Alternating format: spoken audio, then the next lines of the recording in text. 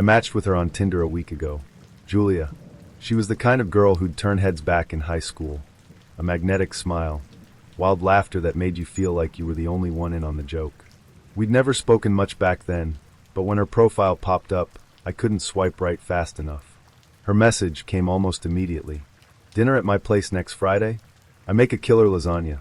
I wasn't one to turn down a home-cooked meal, especially not when it came with the possibility of rekindling some teenage fantasies. So there I was, pulling up to her place, an unassuming house in a quiet suburb, armed with a bottle of cheap wine and a half-decent button-up shirt. Butterflies swirled in my stomach as I knocked on the door. When she opened it, she looked even better than her pictures. Casual but alluring, her hair pulled into a loose ponytail, lips painted crimson. "Glad you made it," she said, her voice warm, inviting. "Come in." The smell of lasagna wafted through the air, mingling with the subtle vanilla scent of her perfume. I stepped into her living room, my eyes darting around. Cozy, clean, filled with personal touches, framed photos, mismatched throw pillows. Then I saw the kid, a tiny human parked on the couch, watching cartoons, completely unfazed by my presence. "Oh, this is Benji," Julia said with a shrug, as if she'd forgotten to mention the small fact of her motherhood. "He's 7. Cool with kids." I stammered out something vaguely agreeable. Kids were fine, I told myself, in small doses. Dinner was surprisingly good. Julia was charming, witty, every bit the girl I'd fantasized about back in school. Benji piped in occasionally, asking questions about my car or whether I could do a backflip. The whole scene was strangely domestic, but there was an energy between Julia and me, an unspoken tension crackling just beneath the surface. As the night wore on and Benji was shuffled off to bed, Julia's demeanor shifted. Her smile lingered longer, her touches grew bolder. "Want to head upstairs?" she asked, her voice a low purr. I followed her without hesitation. Her bedroom was dimly lit, the faint glow of candles casting flickering shadows on the walls. I barely had time to take it in before she was pulling me close, her lips on mine, hands exploring. The world outside faded, reduced to nothing but the heat between us. Then, somewhere in the distance, a sound. A faint, unmistakable noise that sliced through the moment like a knife. The slam of a car door. Julia froze. Her eyes widened, panic flickering across her face. "Shit," she whispered, scrambling to her feet. "He's home." I blinked, my brain sluggish to catch up. "Who's home?" "My husband," she hissed, grabbing at her clothes. "You have to go." "Husband?" The word hit me like a bucket of ice water. Adrenaline surged as I realized the gravity of the situation. "What the hell, Julia?" I whispered harshly, fumbling for my jeans. They were nowhere to be found. "Just get out," she urged, shoving my shirt into my hands. "Window, go." I glanced at the window. 2 stories up, a sheer drop onto what looked like a rosebush-covered lawn. "You can't be serious." Footsteps echoed from downstairs, heavy, deliberate. Julia's panic was contagious now, coursing through me like an electric shock. There wasn't time to argue. Heart pounding, I pushed open the window, cold air hitting my skin like a slap. "Go," she hissed again, shoving me toward the ledge. I swung one leg over, then the other, muttering a stream of curses under my breath. Below me, the yard stretched out like a dark abyss. I had no plan, no dignity, and absolutely no time. I jumped. The landing was less than graceful. Thorns tore at my bare legs as I tumbled into the bushes, biting back a scream. Pain radiated from my shoulder, but there was no time to assess the damage. Somewhere inside, I could hear voices, Julia's husband, confused, demanding answers. "Thought you said you were working late," I heard her say, her voice strained but steady. A masterclass in damage control. I scrambled to my feet, adrenaline dulling the pain. Barefoot, shirtless, and in nothing but my boxers, I bolted across the yard. The cold ground stung my feet as I sprinted for the safety of my car, parked a block away. Behind me, a light flicked on. I didn't look back to see if anyone was watching. I didn't want to know. When I finally reached my car, I collapsed into the driver's seat, lungs burning, heart hammering like a drum. My hands shook as I fumbled for the keys, glancing around to make sure no one had followed me. The neighborhood was eerily quiet, the kind of silence that feels oppressive, suffocating. I sat there for a moment, trying to process what had just happened. My shoulder throbbed, and I noticed for the first time that my boxers were shredded, tiny red scratches crisscrossing my thighs. What the hell is wrong with people? I muttered to no one. The absurdity of it all hit me then. The lasagna, the kid, the husband, the damn rosebush. A hysterical laugh bubbled up in my chest, spilling out before I could stop it. I was half naked, bruised, and bleeding in the middle of suburbia, and all I could do was laugh. The drive home was a blur. By the time I stumbled into my apartment, the adrenaline was wearing off, leaving behind a dull ache and a bone-deep exhaustion. I collapsed onto the couch, staring at the ceiling, replaying the night over and over in my head. The audacity of it, the betrayal, the sheer, chaotic absurdity. Part of me wanted to text Julia, demand answers, call her out on her lies. But what would be the point? She wasn't the girl I thought she was, and I sure as hell wasn't about to be her collateral damage. I dodged a bullet tonight, barely. And as I lay there, staring at the ceiling, I made a silent vow. No more Tinder, no more lasagna, and absolutely no more married women. When I first matched with her on the app, it felt promising. Let's call her Emily. She had this bright, disarming smile in her pictures, one that felt both genuine and intriguing. Our initial conversation was effortless, filled with humor and just the right amount of flirtation. It was rare to find that kind of spark online, but sparks can be misleading. By the end of our first evening texting, I felt hopeful. Emily was sharp, funny, and seemed down to earth. We traded banter, talked about favorite movies, and even shared playlists. For once, it felt like this wasn't going to be another dead-end match. I was wrong. On day 3, her messages began to shift. It wasn't gradual. It was like turning a page in a book and realizing you're suddenly in a completely different story. Out of nowhere, Emily started sharing deeply personal details about her life. She talked about therapy sessions, past betrayals, and family issues, painting a picture of someone who had clearly been through a lot. Now, don't get me wrong, I didn't mind that she'd opened up. Vulnerability isn't a bad thing, but this felt abrupt, almost out of context.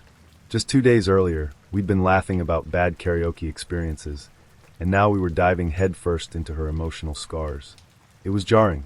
I listened as best I could, sending supportive responses, though I didn't feel we'd earned that level of intimacy yet. Trust takes time, and I wasn't ready to carry someone else's weight, not when I barely knew them. Still, I figured it was just a moment. She'd recalibrate, right? I hoped. By day 5, the universe had other plans for me. That morning, I saw something my ex posted online. It wasn't anything dramatic, a photo, a casual caption, but it hit me harder than I cared to admit. Grief isn't linear, and heartbreak doesn't keep to a schedule. It gutted me. Suddenly, every ounce of energy I had drained out of me. I wasn't angry or bitter, just hollow. I wasn't ready to talk to anyone that day, least of all Emily, someone I barely knew. When her text popped up mid-morning, cheerfully asking how my day was going, I stared at my phone for a moment before replying. I needed space, I told her. I explained it kindly, honestly, or at least I thought I had. I figured she'd understand. Minutes passed. Then an hour. No reply. I assumed she'd taken it in stride. I set my phone down, crawled into bed, and let the world slip away for a little while. When I picked up my phone a few hours later, everything had changed. For missed calls, 9 unread texts. My stomach sank as I scrolled through the notifications, each one heavier than the last. The texts weren't the light-hearted kind, the hope you're okay messages a friend might send. No, these were diatribes, paragraphs filled with frustration, accusation, and melodrama. This always happens to me, she wrote. Every time I open up to someone, they push me away. I thought you were different. The words felt less like a plea for understanding and more like a hammer of guilt, wielded with precision. I was apparently revealing my true colors. Her tone was relentless, painting herself as the victim of yet another failed connection, and me as the perpetrator of some imagined cruelty. I didn't know how to respond, or if I even wanted to. I barely knew this woman, yet she was demanding an explanation, an apology, as if I owed her something. I didn't. Not after 5 days of texting. Not after what was, at best, a passing connection.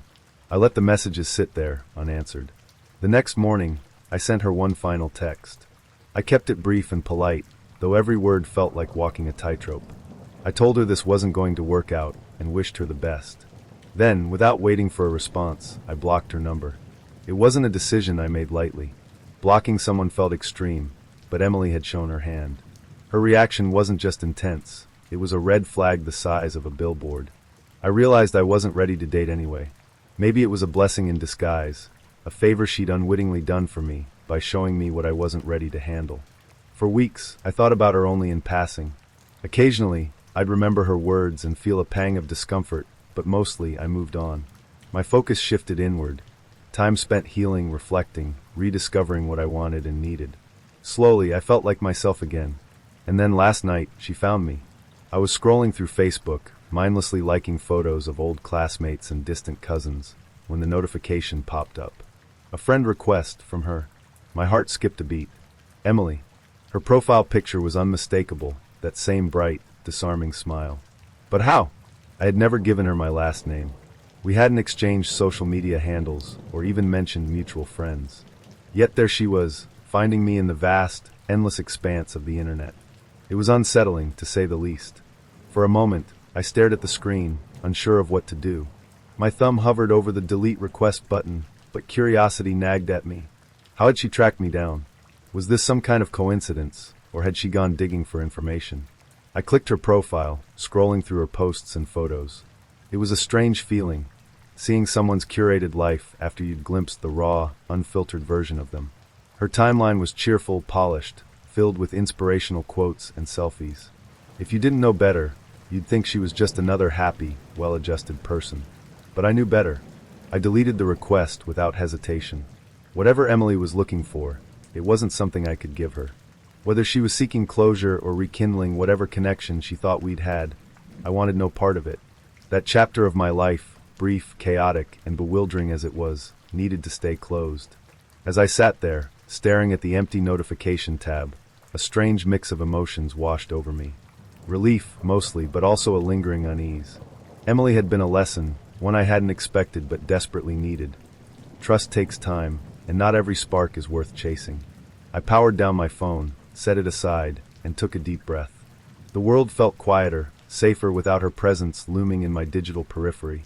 It was over now, for good this time. Or at least, I hoped it was. Bucharest, 2017. A city alive with old-world charm and electric energy. I was there for a week, soaking in the culture, the history, the cobblestone streets that seemed to echo whispers from the past. It was the kind of place where anything felt possible, romance, adventure, even danger. And that's where I met her. Her name was Alina. We matched on Tinder late one night while I sat in a dimly lit cafe, sipping something strong and unfamiliar. Her photos were captivating, dark, striking eyes, a mischievous smile that felt like it held secrets. She messaged me first. Confident, witty. It didn't take long before we'd arranged to meet for dinner. That night, I arrived at the restaurant a little early. It was a cozy, intimate place tucked away in one of the quieter corners of the city. Warm light spilled from the windows, painting golden pools on the cobblestones. As I stepped inside, the low murmur of voices and clinking glasses wrapped around me like a blanket. And there she was, waiting for me at a table near the back. Alina looked even more stunning in person. Her dress hugged her figure just enough to turn heads, but it was her presence that commanded attention. She stood as I approached, her smile magnetic, her handshake firm but warm. I was starting to think you'd stood me up, she teased, her voice low and velvety. Not a chance, I replied, though my stomach fluttered. We settled into the evening easily, or so it seemed. Conversation flowed, but I couldn't shake the feeling that something was off. At first, I chalked it up to nerves. She was captivating, after all, and I was just some guy passing through a city where she probably had her pick of admirers. But as the night wore on, the unease grew. It wasn't her words. Those were charming, even clever. It wasn't her demeanor, either. She laughed in all the right places, asked thoughtful questions, and leaned in just enough to make it feel like I was the only man in the room. No, it wasn't anything she did. It was something deeper. A gut feeling. A prickle at the back of my neck. Like I was being watched. Or hunted. By the time the plates were cleared and the wine glasses were drained, I was ready to call it a night. This was nice, I said, leaning back in my chair. But I should probably head back. Early morning tomorrow. Her smile faltered, just for a moment. So brief I almost missed it. Come on, she said, her voice soft but insistent. The night's still young. Let's go back to my place. Just one more drink. It wasn't the first time I'd been invited back to someone's place. Usually I didn't hesitate. But tonight, the pit in my stomach twisted tighter, a visceral warning I couldn't ignore. I smiled politely, trying to soften the blow. I really appreciate the offer, but I should get some rest. Her eyes darkened. the playful spark in them dimming. She sat back in her chair, her expression unreadable. For a moment, I thought she'd let it go. And then it happened. The movement was so quick, so sudden, that I barely registered it at first. One moment, she was sitting there, her face a mask of cool indifference. The next, her hand darted out, grabbing the steak knife from the table. I didn't have time to react. I didn't even see it coming. The blade sank into my stomach with a sickening, surreal pressure. There was no immediate pain, just a rush of confusion, a blur of movement as she pulled back, the knife still clutched in her hand. Time slowed. The room tilted. I stared down at the growing red stain on my shirt, my brain struggling to process what had just happened. She stabbed me. She actually stabbed me. The shock broke first. "What the?" I gasped, pushing back from the table, my chair scraping against the floor. My legs wobbled as I stood, one hand clutching my abdomen, the other gripping the edge of the table for balance. The pain hit then, sharp and deep, radiating through my torso like fire. Alina stood too, the knife still in her hand, her face unreadable. She didn't look angry or panicked, just calm, detached. Like this was nothing more than a calculated move in some game I didn't understand. "You should have come home with me," she said, her voice eerily steady. Adrenaline surged, dulling the pain as survival instinct kicked in. I staggered backward, bumping into a nearby table. The other diners were staring now, their faces frozen in shock and horror. Someone screamed. A man jumped to his feet, shouting something in Romanian. "Help me!" I managed to choke out, blood trickling from the corner of my mouth. My legs buckled, but I caught myself on the edge of another table. The restaurant erupted into chaos. Chairs scraped, glasses shattered, and voices overlapped in frantic confusion. Alina didn't move, her dark eyes locked on me, as if she were waiting for something. Waiting for me to fall. I wasn't going to give her that satisfaction. Somehow, I made it to the door. Hands grabbed at me, waiters, other patrons, their voices a blur of questions and shouts.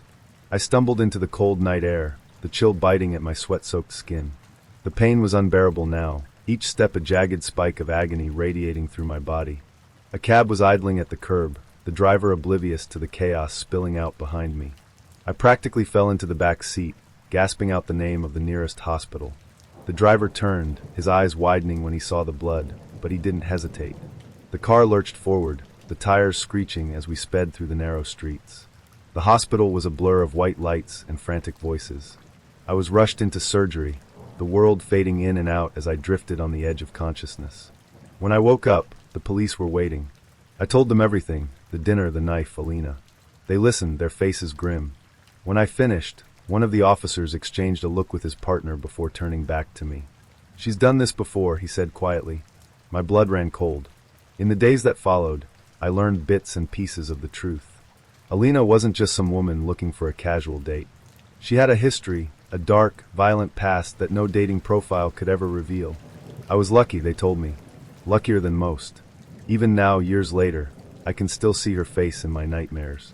That calm, detached expression, the glint of the knife in her hand, the way she watched me bleed, as if I were nothing more than a fleeting inconvenience. Bucharest, 2017. A city alive with charm and danger. I'll never forget it. The night began with such promise. It was a quaint little restaurant, the kind with dim lighting, warm wooden accents, and a soft hum of classical music in the background. The kind of place where you'd imagine love stories beginning over candlelight. That's what I was hoping for, at least a story worth telling. When he walked in, I thought maybe I'd found it. He was handsome in a boyish way, rumpled dark hair, a slightly crooked smile, and a nervous energy that felt endearing rather than off-putting. Let's call him Daniel. He greeted me with a genuine warmth that immediately put me at ease, and as we settled into our table, the conversation flowed naturally. No awkward pauses, no rehearsed lines. Just two strangers learning about each other over shared glances and laughter. For the first 20 minutes, everything was perfect. Then, the waiter came to take our order. I'd barely scanned the menu before deciding on the chicken Alfredo. Simple, safe, and reliably delicious. Daniel followed my lead, ordering the steak medium rare. Nothing unusual. The waiter smiled, jotted down our choices, and disappeared into the flow of the busy dining room. That's when Daniel's demeanor shifted. It was subtle at first. He became quieter, his eyes darting around the room like he was looking for something, or someone. I asked him if everything was okay, and he offered a tight-lipped smile, assuring me it was. But his gaze never quite landed on mine. "I'll be right back," he said abruptly, pushing his chair back. "Just need to step out for a second." I nodded, confused but polite. Maybe he needed the restroom. Maybe he was just nervous and needed a moment to gather himself. I sipped my water, glancing around at the other couples and groups of friends enjoying their meals. 5 minutes passed. Then 10. I checked my phone. Nothing. By the time 15 minutes rolled around, I was ready to leave. I'd been ghosted before, but never this dramatically. I started calculating how much cash I had in my purse, wondering if I should pay for both our meals out of sheer embarrassment, when the door to the restaurant swung open. There he was. At first glance, Daniel looked off. His eyes were red and glassy, and his steps were slow, like he was dragging himself back to the table. My immediate thought was that he'd gone outside to smoke. A quick puff to calm his nerves, maybe. I hated smoking, always had, so right then and there, I knew the rest of the date was pointless. A deal breaker is a deal breaker. But then, as he sat down across from me, I noticed something else. His hands were trembling. His breathing was uneven, like he'd just run a marathon. Before I could ask what had happened, he looked at me with an apologetic expression so raw, so vulnerable, that I felt my annoyance falter. "I'm sorry," he said, his voice barely above a whisper. "I didn't mean to disappear like that. It's just," he hesitated, his gaze dropping to the table. "You ordered the chicken Alfredo." I blinked, unsure if I'd heard him correctly. "What?" He exhaled shakily, running a hand through his hair. "My ex always ordered the chicken Alfredo. Every time we went out. It was her favorite. And when you said it, it hit me. I wasn't expecting it. I had to step outside." The words hung in the air between us, surreal and disorienting. I stared at him, my mind scrambling to piece together what he was telling me. "You left because I ordered chicken Alfredo?" I asked, my voice cautious, disbelieving. He nodded, his eyes glistening with something I could only describe as heartbreak. "I tried to stay," he said, his voice cracking. "But I couldn't. I went to my car, and I cried. He cried. In his car. Over chicken Alfredo. I didn't know how to respond. Part of me wanted to laugh, to shake him and tell him how absurd this all was. Another part wanted to reach across the table and offer him some kind of comfort. But mostly I just felt trapped. Trapped in this moment, in this story that wasn't mine but was now uncomfortably tied to me. "Daniel," I began carefully, "I'm really sorry that you're still hurting over your ex. But maybe you're not ready to be dating." He flinched, like the word stung, but he didn't deny it.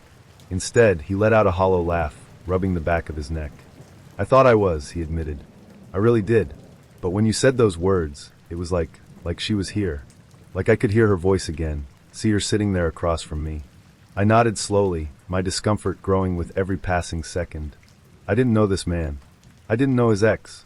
But suddenly, I was a ghost in his memory, a stand-in for something he couldn't let go of. The rest of the evening limped forward like a wounded animal. Our meals arrived, and while the chicken Alfredo was as delicious as ever, it was hard to enjoy it under the weight of Daniel's sorrow. He picked at his steak, barely eating, offering apologies between long silences. I tried to keep the conversation light, steering it away from his ex and the overwhelming shadow she'd cast over our date, but it was like trying to fill a sinking ship with a bucket. The night was irreparably ruined. By the time the check arrived, I was counting the seconds until I could leave. Daniel offered to pay, but I insisted we split it. I didn't want to owe him anything, not a cent, not a memory, nothing. As we stood outside the restaurant, the chill of the night air biting at my skin, he looked at me with that same wounded expression. "I really am sorry," he said. "You didn't deserve that." I forced a polite smile, already taking a step back. "It's okay. Take care of yourself, Daniel." He nodded, his hands shoved deep into his pockets, and walked away into the night. I watched him go, a strange mix of pity and relief swirling in my chest. We'd matched a week earlier. His name was Ryan. Clean-cut, quick-witted, and charming in a way that seemed effortless. He had a smile that could disarm you and an easy confidence that made you want to trust him. Maybe that was the problem. The date itself was fine, dinner at a small Italian restaurant. He was attentive, asked all the right questions, and kept the conversation light and engaging. If there were any red flags, I missed them entirely. By the time he offered to drive me home, I felt relaxed. Safe. I should have known better. It started with a rolling stop. We'd barely made it 2 blocks when he slid through a stop sign without even pretending to slow down. My brow furrowed, but I didn't say anything. Maybe he didn't see it. Maybe it was just an honest mistake. But then, a few minutes later, he took a left turn where a large, glaring sign clearly read "No left turn." My unease deepened as I glanced at him. "Ryan," I said hesitantly. "I think that was illegal." He chuckled, brushing it off like it was no big deal. "It's fine. Nobody's out here this late." As if on cue, flashing red and blue lights lit up the rearview mirror, accompanied by the wail of a siren. My stomach dropped. He cursed under his breath, tightening his grip on the steering wheel. "Pull over," I said, my voice a mix of urgency and disbelief. He didn't. Instead, he muttered, "I can't do this right now," and slammed his foot on the gas. The car lurched forward, pinning me against the seat as we sped down the empty street. My heart was in my throat, panic clawing at my chest. "What are you doing?" I shouted, gripping the door handle as if it might somehow save me. "I just need to lose them," he said, his voice steady in a way that terrified me even more. "It'll be fine. Trust me." Trust him? Trust him? The man who'd just turned a routine traffic stop into a car chase? My head spun as I tried to process what was happening. The sirens grew louder, the flashing lights brighter, as the police car closed in behind us. "Ryan, this is insane. Stop the car," I begged, but he was too focused on the road, his jaw clenched, his knuckles white on the wheel. He made a sharp turn onto a residential street, the tires screeching beneath us. Houses blurred past as he scanned for somewhere to hide. Finally, he veered into a random driveway, killing the engine and plunging us into silence. "Stay quiet," he whispered, as if this were some kind of spy movie and not a life-altering disaster unfolding in real time. I sat frozen, my pulse pounding in my ears, as the police car slowed at the end of the street. For a brief, agonizing moment, I thought they might pass us by. But then the car stopped. The lights cut off, and the officers got out. The next few minutes were a chaotic blur. The police approached the car with weapons drawn, shouting commands I could barely process through the fog of panic. "Hands where we can see them. Both of you, out of the vehicle, now." My hands trembled as I fumbled with the seatbelt, my mind racing. I wasn't even sure if I could stand. My legs felt like jelly. Ryan stepped out first, his movements slow and deliberate, as if this was all just a minor inconvenience. "It's not what it looks like," he said calmly, raising his hands. But it was exactly what it looked like, and worse. I followed him out, my hands shaking as I lifted them above my head. The officers moved quickly, barking orders, their flashlights blinding in the darkness. Before I knew it, I was in handcuffs, the cold metal biting into my wrists. "Wait!" I stammered, my voice cracking. "I didn't do anything. I don't even know what's going on." The officers weren't interested in my protests. They marched us to the curb, sat us down, and began searching the car. Ryan was eerily quiet, his expression unreadable. Meanwhile, my mind raced with questions and fears. How had this gone so wrong? Who was this man? And why, in the name of all that was sane, had I agreed to get in his car? It didn't take long for the truth to come out. One of the officers emerged from the car, holding a radio in one hand and a file in the other. His expression was grim. "This car's stolen," he announced, his voice flat and matter-of-fact. My stomach dropped. I stared at Ryan, horrified, but he didn't even flinch. "And he's got outstanding warrants," the officer continued, glancing down at the file. "We'll need to extradite him." I could barely breathe. Stolen car? Warrants? What kind of person had I just spent the evening with? The officers pulled Ryan to his feet, reading him his rights as they led him to the patrol car. He didn't look back. Not once. As for me, they removed the handcuffs but didn't let me go. Not right away. They asked me questions, how I knew him, what I knew about the car, whether I was involved in any of his crimes. I answered as best I could, trying to keep my voice steady despite the tears threatening to spill over. Eventually they believed me. They offered me a ride home, and though the thought of getting into another car, any car, made my skin crawl, I didn't have much choice. The ride was silent, except for the officer driving. "You're lucky," he said after a long pause. "Guys like that, they don't usually stop at traffic violations. Could have been worse." I nodded numbly, staring out the window as the city blurred past. Lucky? I didn't feel lucky. I felt shaken, exposed, and deeply, profoundly stupid. How had I missed the signs? Or were there even signs to miss? When we finally pulled up to my apartment, I thanked the officer quietly and slipped inside. The moment the door closed behind me, I sank to the floor, my entire body trembling. I never saw Ryan again. From what the police told me, he was extradited to another state the following week. His outstanding warrants included everything from grand theft auto to fraud. Sometimes, late at night, I think about that drive, about the look on his face as the sirens closed in, about the calm way he'd said, "Trust me," as if trust could ever survive something like that.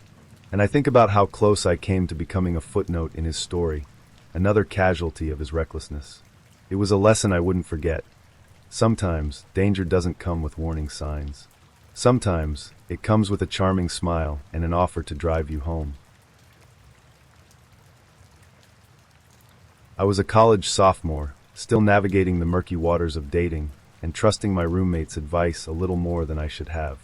She swore up and down that Daniel was a great guy. She'd known him through a few mutual friends, funny, kind, into the same obscure movies and music that I loved. "You'll hit it off," she said. "I can feel it." When he messaged me, his plan sounded sweet. He'd make me dinner, and then we'd watch a movie. Low-key, thoughtful, unpretentious. I was charmed. In a sea of ramen and cafeteria food, the idea of someone cooking for me felt almost romantic. So when he showed up outside my dorm that evening, leaning casually against his battered old sedan, I was ready to give him the benefit of the doubt. He had a shy smile and an awkward charm that immediately put me at ease. I climbed into the passenger seat, the possibilities of the night stretching before me. "What kind of dinner are you making?" I asked as we pulled out of the parking lot. "It's a surprise," he said, grinning. "But don't worry, it'll be good." That's when things started to veer into the unexpected. Instead of heading toward his apartment or a nearby grocery store, Daniel took an unfamiliar turn. I glanced out the window, watching as the campus buildings faded into a quieter, industrial part of town. The air in the car felt suddenly heavier, the romantic glow of the evening dimming. "Are we picking up groceries first?" I asked, trying to keep my voice light. "Sort of," he said, his tone evasive but cheerful. He didn't elaborate. When the car finally slowed, I realized we weren't at a store. We were behind it. He pulled into a shadowy alley behind a large chain supermarket, the faint hum of industrial refrigerators filling the air. The streetlights flickered ominously, casting long, jagged shadows across the lot. My stomach nodded. "What are we doing here?" I asked, trying not to sound alarmed. Daniel parked the car and turned to me, his expression earnest, as if what he was about to say made perfect, undeniable sense. "I'm just going to check the dumpsters real quick," he said casually. "You can come too if you want." "It's fun." Fun. The word hung in the air like a bad joke. I blinked, certain I'd misheard him. "The dumpsters?" He nodded enthusiastically. "Yeah, they throw out so much good stuff. Vegetables, bread, sometimes even sealed snacks. You wouldn't believe it." My mind raced. This wasn't just an unexpected detour. This was an entirely different planet of weird.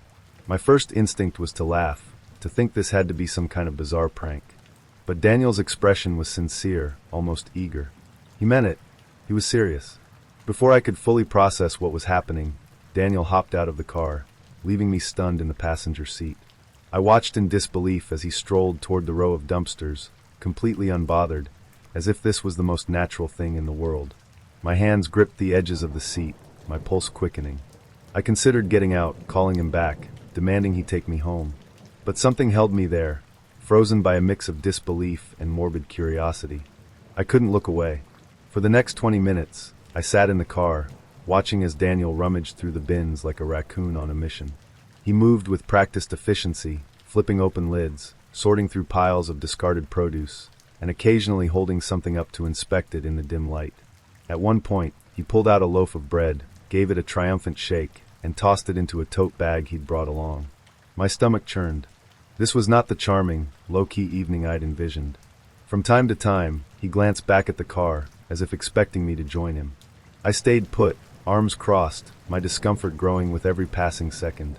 The moments stretched endlessly, each one more surreal than the last. When he finally returned, he looked pleased, like a hunter returning from a successful expedition. He placed the tote bag in the back seat with a satisfied sigh, brushing stray bits of lettuce off his jacket. "Well," he said, sliding into the driver's seat. "That went pretty well." I stared at him, struggling to find words. "You're serious about this?" "Why not?" he said, as if it were the most obvious thing in the world. "It's sustainable. And free." Waste not, want not, right? I wanted to argue, to tell him how absurd this all was, but I was too stunned to form a coherent response.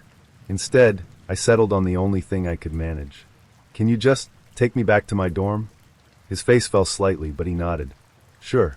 But are you sure you don't want to stay for dinner? I think I can make something great with this haul. I didn't answer. I just stared out the window, silently willing the drive to go faster. The ride back was quiet. Daniel made a few attempts at small talk, but I couldn't bring myself to engage. My mind was too busy replaying the bizarre events of the evening, trying to reconcile the sweet, awkward guy who'd picked me up with the dumpster diving enthusiast who now sat beside me. When we finally pulled up outside my dorm, I unbuckled my seatbelt and turned to him, trying to find something polite to say. Thanks for the ride, I muttered. Good luck with dinner. He smiled, seemingly unbothered by my obvious discomfort. Thanks. And hey, maybe we can try again sometime. I promise I'll make it up to you. I nodded vaguely, not wanting to prolong the conversation. Then I got out of the car and walked quickly toward the entrance, my heart still racing. Studying abroad felt like stepping into a new life. The air carried an electric charge of freedom, adventure, and possibility. The narrow cobblestone streets, lit by flickering lanterns, seemed to hum with stories waiting to unfold. I was young, idealistic, and determined to embrace every moment, every chance encounter, every yes that might lead to something extraordinary. That night started innocently enough. After a long dinner with classmates, I decided to walk home alone. The streets were calm but alive, occasional laughter spilled out from cafes, and the cool breeze carried the faint scent of blooming jasmine. It was a little past 9, maybe 10. I wasn't worried. I'd walked this route before, and besides, this city felt safe. I was about halfway home when I noticed him. He was lingering on the corner, near a bakery that had already closed for the night. His clothes were wrinkled, his posture a little hunched. He didn't seem threatening, just awkward, like someone unsure of whether to approach or walk away. When our eyes met, he smiled, and then he started walking toward me. Excuse me, he said, his accent faint but unfamiliar. Do you live here? I hesitated but nodded. I'm studying abroad. His face lit up. He launched into a friendly spiel about how he was new to the area, exploring, looking for connections. His words were fast, eager, as though he were trying to convince me, and maybe himself, that he was harmless. After a few minutes, he asked if I'd go on a date with him. I didn't know what to say. He wasn't attractive, that much was clear. But he'd been polite, and I was raised to believe politeness deserved a chance. Besides, I told myself, appearances aren't everything. I could have a pleasant conversation, maybe even make a new friend. Sure, I said. Why not? A few days later, we met at a nearby park. The sun was setting, bathing everything in a soft golden light that made the whole scene feel like the opening act of a romance novel. For the first half hour, everything was surprisingly normal. He talked about his travels, places he'd been, people he'd met. I listened, nodding, letting the rhythm of conversation carry us. But as the evening wore on, cracks began to form. It started with his intensity. When I spoke, he leaned in too close, his eyes locked on mine with a laser-like focus that felt more intrusive than attentive. His smile lingered a beat too long, and there was a strange tension in his laugh, like he was trying to force a connection that wasn't there. When we found a patch of grass to sit on, the atmosphere grew stranger. He positioned himself directly in front of me, his body stiff and deliberate, and stared at me with an intensity that made my skin crawl. I tried to brush it off, keeping the conversation light, but it became impossible to ignore.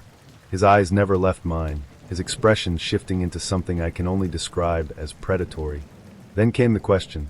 Can I kiss you? I froze for a moment, caught off guard by the abruptness of it. He hadn't touched me, hadn't even leaned in, but the question landed like a thunderclap. It was less of a request and more of a demand disguised as politeness. I'm not comfortable with that, I said carefully, trying to keep my voice steady. His entire demeanor shifted. The intensity in his eyes turned darker, angrier, and his mouth twisted into a sneer. Why not? He asked, his tone sharp and accusatory, as though my rejection were a personal attack. I just don't want to, I said firmly, standing my ground. We just met. For a moment, he said nothing. Then, without warning, he erupted. His voice rose, spitting venomous words faster than I could process them. You're such a tease, he snarled. A slut. A bitch. Girls like you are all the same. I stood up, my heart pounding, every muscle in my body tense. You're disgusting, I snapped, my voice trembling with anger and fear. You need to leave me alone. But he didn't leave. Instead, he followed me as I started walking away, alternating between insults and desperate pleas. One moment, he was calling me names, his voice dripping with contempt. The next, he was apologizing, begging for forgiveness, declaring that he loved me and wanted to marry me. I messed up, he said, his tone frantic. But I can fix it. We can fix it. I love you. I'll take care of you. I quickened my pace, my mind racing for an escape. He didn't stop. His voice grew louder, more erratic. I will have sex with you, he said, the conviction in his voice sending a cold wave of terror through me. That was my breaking point. I bolted. I didn't care where I was running, as long as it was away from him. My legs burned as I weaved through the park, my breath coming in short, panicked gasps. I didn't dare look back, afraid of what I might see. When I finally slowed down, my chest heaving, I realized I was completely disoriented. The park's winding paths and unfamiliar landmarks blurred together in my mind. I spent the next hour walking in circles, taking random turns, and doubling back on my own route to make sure he wasn't following me. My paranoia was overwhelming. Every shadow, every rustling leaf felt like a threat. The thought of him finding out where I lived kept me moving, even as exhaustion set in. By the time I made it back to my dorm, I was shaking. I locked the door behind me, my hands trembling as I fumbled with the chain. My roommate found me sitting on the floor, my back pressed against the door as if I could hold it shut with my body alone. "What happened?" she asked, her voice tinged with alarm. I told her everything, every chilling word, every frantic moment. She stared at me wide-eyed, her hand over her mouth. "You're never seeing him again," she said firmly, and I nodded, grateful for her clarity when mine felt so fractured.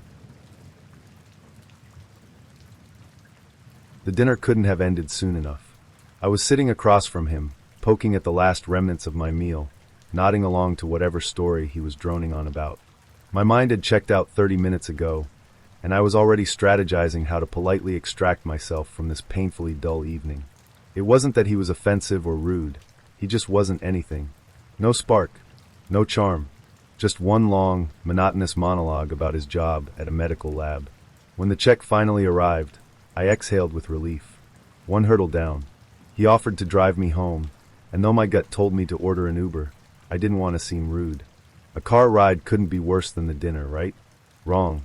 So wrong. The drive started quietly enough. I stared out the window, counting street lights and mentally replaying my excuses for why I couldn't go on a second date. He made small talk, something about the upcoming weekend, but I was barely listening. I just wanted to get home, peel off my heels, and binge-watch a show that didn't make me feel trapped. Then, out of nowhere, he pulled the car over. We were on a quiet, dimly lit street, far from my apartment. My stomach tightened. "Why are we stopping?" I asked, trying to keep my voice casual, though my pulse quickened. He turned to me, a sheepish grin spreading across his face. "I just thought, maybe we could take a moment." "A moment for what?" I asked, though deep down I already knew. Before I could react, he leaned closer, his hand gently cupping the back of my neck. It was the kind of move that might have been romantic under different circumstances, like, say, if I actually wanted him to kiss me. But I didn't. Not even close. My plan was simple. Dodge the kiss, offer a friendly hug, and tell him to take me home. Easy. But as he leaned in, my attempt to steer the interaction quickly spiraled out of control.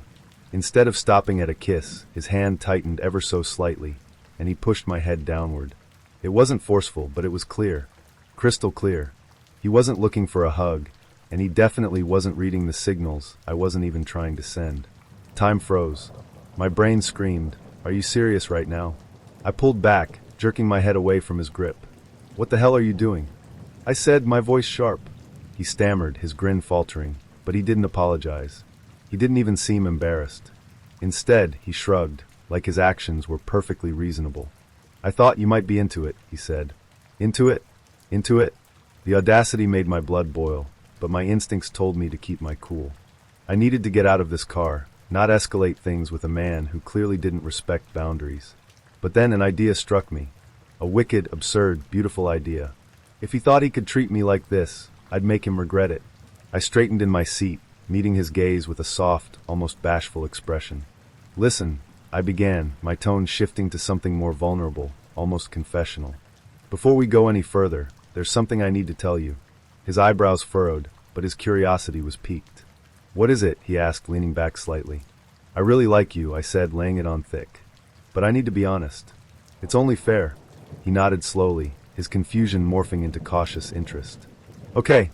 I took a deep breath, as if gathering my courage, and delivered the line that would haunt him forever. "I work as an escort on the side." The words hung in the air like a grenade, their weight pulling his expression from curious to horrified. His mouth opened slightly, but no sound came out. I pressed on, undeterred. "It's just to pay the bills," I explained, keeping my tone calm and matter-of-fact. "College is expensive, and this helps a lot. Plus, the money's really good, especially when clients pay extra to, skip the condoms." His face turned an alarming shade of pale. "Wait, what?" he managed to choke out. "I just think honesty is so important," I said earnestly, doubling down. "I mean, you work in a lab testing for STDs, right? You probably understand how important it is to be transparent about these things." His jaw tightened, his eyes darting nervously toward the windshield, the dashboard, anywhere but me. "Yeah." The silence stretched, the tension in the car thick enough to cut with a knife. Finally, he cleared his throat and shifted uncomfortably in his seat. "I think maybe I should take you home." His voice was shaky, the bravado from earlier completely gone. I bit back a smile, feigning disappointment. "Oh," I said softly. "I understand. I just wanted to be honest. But, if you ever change your mind—" "Nope," he said quickly, shaking his head. "I don't think that's gonna happen." I couldn't help it anymore. A laugh bubbled up in my chest, but I managed to keep it silent as he started the car and pulled back onto the road, his knuckles white against the steering wheel. The rest of the drive was blissfully silent, his discomfort radiating off him in waves. When we finally arrived at my apartment, I opened the door and turned to him, my expression perfectly sweet. "Thanks for the ride," I said. "Have a good night." He mumbled something incoherent, refusing to meet my eyes as I stepped out of the car and closed the door behind me. I walked up the steps to my building, feeling a mix of triumph and disbelief. As I shut the door to my apartment, I burst out laughing. The absurdity of the night was almost too much to process. My roommate poked her head out from the kitchen, eyebrows raised. "How was the date?" she asked. I collapsed onto the couch, grinning. "Oh, you have no idea." And then I told her everything, relishing every horrified expression, every gasp of disbelief. By the end of the story, she was in tears, laughing so hard she could barely breathe. "Did he really think that would work?" she said between giggles. "What an idiot." "Right?" I said, shaking my head. "But hey, at least I got the last word." We met on Tinder, swiping right on what seemed like the perfect connection. His name was Ryan, and from the start, our conversations were easy, the kind that flowed effortlessly late into the night. He was charming, funny, and attentive, the kind of guy who made you feel like the only person in the room, or in this case, the chat. By the time we went on our first date, I was cautiously optimistic. He was even better in person, quick with a laugh, endlessly curious, and surprisingly vulnerable for someone I'd just met. Things moved fast after that. By the second date, he was asking me to be his girlfriend. I should have seen the warning signs then. "I think we have something special," he'd said, his voice soft but insistent as we sat across from each other at a tiny cafe. "I don't want to see anyone else." "Do you?" It was sweet, in a way, but it felt rushed. I barely knew him. 2 dates weren't enough to build a foundation for something real, and I told him as much, gently but firmly. "I'm not ready for that yet," I said. "Let's see where this goes." He took it well, or so I thought. He smiled, nodded, and said he understood. And for the next month, things were great. We saw each other constantly, talked on the phone every night, and built the kind of connection that made me start to reconsider my earlier hesitation. By the time I told him I was ready to make things official, I'd convinced myself this could be something good, something lasting. I was wrong. The day after we became a couple, everything changed. My phone was eerily silent, a sharp contrast to the constant stream of texts and calls I'd grown used to. I told myself he was just busy, that maybe he needed space, but as the hours ticked by, unease settled in. When he finally texted the following day, it wasn't to reassure me or explain his absence. It was to break up with me. "I don't think this is working out," the message read. Simple. Final. No explanation, no room for discussion. Just a clean cut. I stared at the screen, disbelief and anger warring in my chest. How could he go from pleading for a relationship to ending it without so much as a phone call? It felt surreal, but I didn't beg for answers. I wasn't that kind of person. Okay, I replied, my fingers trembling with suppressed frustration. If that's how you feel, I'll respect it. And I meant it. For all his immaturity, I was ready to move on. But he wasn't. 2 months later, the texts started. At first, they seemed harmless enough, an occasional hey or how have you been that I could easily ignore. But his messages quickly escalated in frequency and intensity. By the end of the first week, my phone was constantly buzzing with calls and texts from him, hundreds in total. When I finally responded, it was to set a boundary. Ryan, I need you to stop contacting me. We're done. Please respect that. He didn't. Instead, he doubled down, moving from text messages to every social media platform he could find. Instagram, Facebook, Twitter, Snapchat, each flooded with his words, his pictures, his desperate attempts to rekindle something I didn't want. At first, I blocked him one account at a time, thinking he'd get the hint, but for every profile I blocked, another would pop up. His messages ranged from pleading to accusatory, sweet to sinister. I miss you, he'd write in one breath. You'll regret this, he'd say in the next. One night, I woke up to a picture of him holding an old Polaroid of the two of us from our short-lived relationship. The caption read, "We were so happy. Why did you ruin it?" The picture sent chills down my spine. We'd only dated for a month. We hadn't even taken pictures together. When had he taken that? And why had he kept it? By the time I blocked him on every platform I could think of, I thought it was finally over. For nearly a year, I heard nothing. Life moved on, and the memory of Ryan became a story I told friends with a wry laugh, a cautionary tale about the perils of dating apps. But he wasn't done. A year after it ended, he resurfaced. This time, it was through LinkedIn. LinkedIn, of all places. I stared at the connection request, the little thumbnail image of his face grinning at me like a ghost from the past. My heart raced, a mix of anger and disbelief flooding my system. I blocked him immediately, hoping it was just a one-off attempt to reconnect.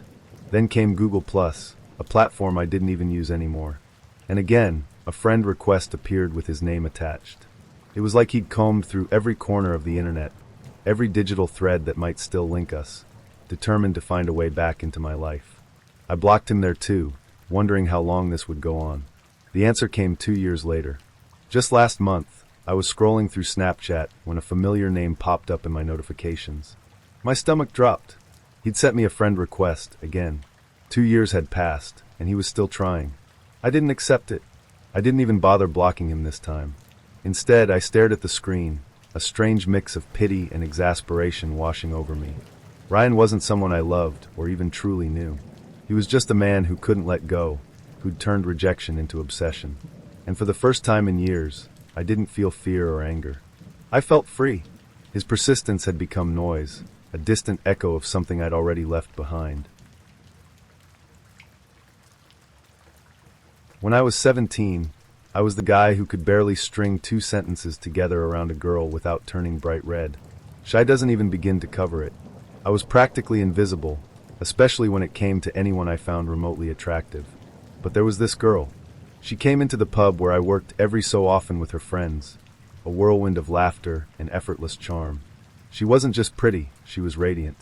Every time she walked in, the whole room seemed to brighten. I'd steal glances while pulling pints, my heart racing every time her eyes skimmed past mine. It was agony, watching her from afar, knowing I'd never have the courage to speak to her. But one day, something shifted. Maybe it was the way her smile lingered, or maybe it was the way my co-workers nudged me with teasing grins whenever she walked in. Whatever it was, I decided I had to do something. Anything. So I asked her out. It wasn't suave. It wasn't planned. It wasn't even coherent. One minute I was wiping down the bar as she laughed with her friends, and the next I was standing in front of her, my hands gripping the edge of the counter so tightly my knuckles turned white. The words tumbled out of me in a rush, a chaotic blur of stammering that barely resembled a question. Her laughter stopped, her friends went silent, and she blinked at me, clearly trying to make sense of what had just happened. For a moment, I wanted to disappear into the floor. But then, to my shock, she smiled. Sure, she said, still looking a little unsure. Tomorrow night at 9? I nodded, too stunned to speak, and fled back behind the bar. My heart felt like it might burst out of my chest. She'd said yes. The next day was a whirlwind of preparation. I wasn't just going on a date. I was transforming myself. I spent hours picking out the perfect outfit, borrowed some aftershave from my dad, a little too much in hindsight, and even picked up flowers and chocolates. It was over the top, but I didn't care. This was my moment, and I wasn't going to mess it up. By the time I arrived at the pub, I was practically vibrating with nerves. My palms were sweaty, the flowers trembling slightly in my grip. But I was ready.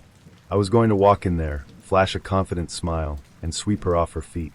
Then I saw her. She was sitting at a table near the back, surrounded by people. 7 of them, to be exact. My heart sank as I took in the scene. There she was, laughing and chatting, completely at ease. And there, right beside her, was a guy with his arms slung casually around her shoulders. He was tall, broad-shouldered, and radiated the kind of confidence I could only dream of. Her boyfriend. The room seemed to tilt as I stood frozen in the doorway, clutching my ridiculous bouquet of flowers and the box of chocolates that now felt like a cruel joke. What was I supposed to do? Turn around and leave? Pretend this wasn't happening? Before I could make a decision, she spotted me. Her eyes widened for a split second before she smiled and waved me over. I walked to the table like a man marching to his doom. Every step felt heavier than the last, and by the time I reached her, my carefully rehearsed introduction had completely evaporated. The guy next to her, the boyfriend, eyed me curiously. "What's with the flowers and chocolates?" he asked, his tone friendly but clearly amused. I opened my mouth to answer, but no words came out. My brain scrambled for an explanation, but all I could manage was a series of half-formed syllables. I could feel my face burning, the weight of everyone's eyes on me. Before the silence could stretch too long, she stepped in. "They're for Claire," she said smoothly, gesturing to one of her friends at the table. My head snapped toward her in shock. "Claire?" I hadn't even noticed her sitting there, looking just as surprised as I felt. But she recovered quickly, offering a polite smile and playing along as if this had been the plan all along. For the next hour, I found myself sitting with the group, trying to keep up with the conversation, while silently cursing myself for getting into this mess. Claire, to her credit, was kind.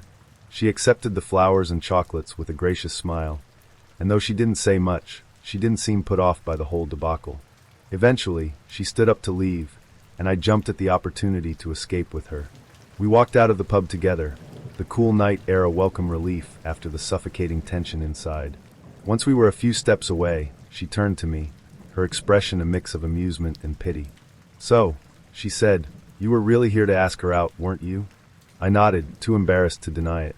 "Yeah," I admitted, "but I guess I didn't make myself very clear." She laughed, a soft, genuine sound that eased some of the sting. "They thought you just wanted to hang out with the group," she said. "But hey, at least I got some flowers and chocolates out of it." We stood there for a moment, the awkwardness melting into something lighter. She didn't seem annoyed or uncomfortable, just amused by the absurdity of the situation. "You know," she said, her tone teasing, "I'm free tomorrow night if you want to give this whole date thing another shot." I blinked, caught off guard by her offer. She was joking. She had to be. But the smile on her face told me otherwise. "You'd really want to go out with me?" I asked, my voice laced with disbelief. "Why not?" she said with a shrug. "You're sweet. And you did go all out for someone you barely know. That's kind of endearing." The next night, Claire and I went on a proper date, just the two of us this time. And for the first time in my life, I felt like I was exactly where I was supposed to be. I should have known from the start that this night was going to take a bizarre turn. Maybe it was the way he confidently poured milk into a glass of whiskey, swirling the concoction with the kind of flourish usually reserved for fine cocktails. He looked at me over the rim of the glass, a crooked grin on his face, as if daring me to judge him. "That's an interesting choice," I said, trying to keep the judgment out of my voice. He laughed, taking a long sip. "Trust me, it's good." Spoiler, it wasn't. But at that moment, I convinced myself it was just one of those harmless quirks, something that might make a good story to tell my friends later. I wasn't prepared for what the morning had in store. The night itself was unremarkable. We'd met at a bar, his confidence catching my attention in a way that felt refreshing, if not a little reckless. After a few drinks and some easy conversation, he invited me back to his place.